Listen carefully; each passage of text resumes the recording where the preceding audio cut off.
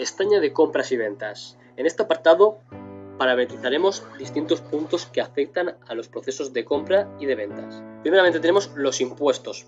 Tenemos el impuesto normal, que es el tipo de IVA que por defecto se añadirá a la ficha del artículo al crear un nuevo artículo. Después tenemos el reducido, que es el tipo de IVA reducido que por defecto se añadirá al crear un nuevo artículo. Este tipo de IVA reducido se aplicará a aquellos clientes cuyo sistema de impuestos sea el reducido. Gastos. Tipo de IVA a aplicar a los gastos. Portes.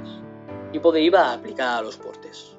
Parámetros de compra. Primero tendremos aquí la forma de pago. La forma de pago que se establece por defecto al crear un nuevo proveedor. Idioma. Idioma por defecto al crear un nuevo proveedor. Divisa. Divisa por defecto al crear un nuevo proveedor. Valorar divisa en compras. Aquí indicaremos a partir de qué punto se hace la transformación de divisas a euros. Hay que tener en cuenta que todos los movimientos financieros, costes y precios internamente se manejan en la divisa de la empresa, que es en euros, por lo que el sistema necesita saber a partir de qué punto debe realizar la transformación interna de una divisa a otra. Aquí le indicaremos cómo se valora la divisa, en fecha de pedido, en fecha de almanar o en fecha de factura. Sistema de impuestos. Aquí indicaremos el sistema de impuestos por defecto al crear un nuevo proveedor. Si es el régimen general, si es el régimen reducido, recargo de equivalencia, etc. Pulsaremos y podremos elegir el tipo de régimen de impuestos o de IVA que lleva el proveedor. Retenciones. Aquí indicaremos el tipo de retención por defecto al crear un nuevo proveedor. País por defecto.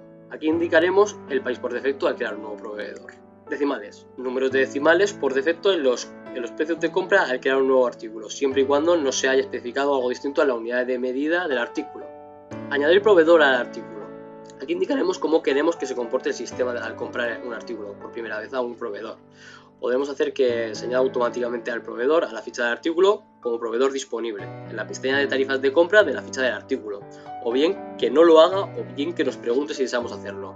Aquí indicaremos si sí lo añadimos como referencia de proveedor disponible, si no, o si queremos que nos lo pregunte. Autonumerar documentos de compra. Podremos indicar al sistema que los documentos de compra, presupuestos, pedidos, avales y facturas, además de utilizar la numeración y la serie del proveedor, que puedan llevar nuestras propias series y numeración de estos documentos. Parámetros de ventas. Los parámetros de ventas son muy similares a los parámetros de compra, salvo con unas pequeñas diferencias. ¿Qué tendremos? Tendremos primeramente el tipo de facturación. El tipo de facturación podrá ser normal, semanal, quincenal y mensual. Después tendremos los días de validez del presupuesto, que es el número de días que por defecto es válido un presupuesto de ventas. Días de devolución de efectivo, número de días a partir del cobro en los cuales aceptamos una devolución en efectivo en una venta realizada. Días de devolución de los artículos, es el número de días en el cual aceptamos la devolución de los artículos vendidos. Días de validez. Ante la devolución podremos entregar un vale. Aquí indicaremos el tiempo de validez de dichos vales. Si en este tiempo no ponemos valor o ponemos un 0, la validez del vale será ilimitada. Parámetros de tickets. Aquí nos permitirá elegir el cliente del ticket.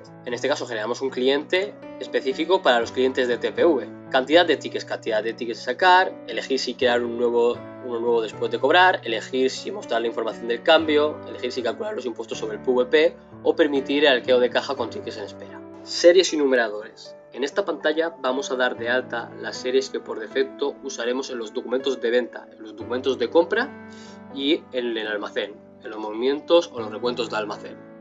Hasta aquí la explicación y la introducción a la configuración de la empresa. En la pestaña de fabricación no vamos a entrar aún, ya que el módulo de fabricación saldrá dentro de poco al mercado y tendrá su propio vídeo, en el cual explicaremos el funcionamiento y la configuración de la fabricación.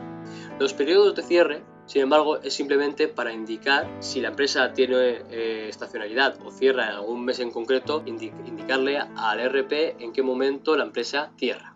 Bien, hasta aquí el vídeo. En los siguientes vídeos ya comenzaremos con la funcionalidad de ERP, empezando por maestros.